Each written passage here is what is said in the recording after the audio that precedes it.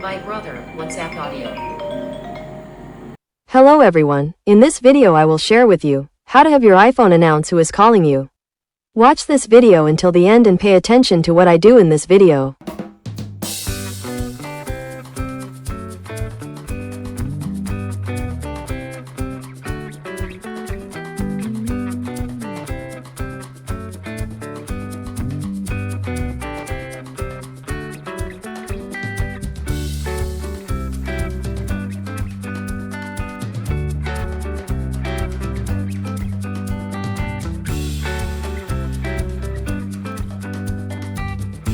Make sure you select this option, so that the iPhone reads the name of the contact who made the call to our number on the iPhone. I will give an example of a comparison when choosing the always versus never option.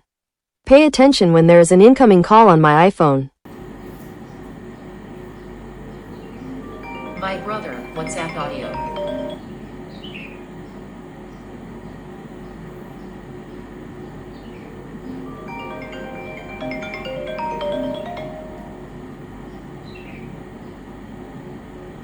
Okay guys, I hope you like this video. Don't forget to click subscribe and press the bell button so you get notifications of the latest videos from this channel.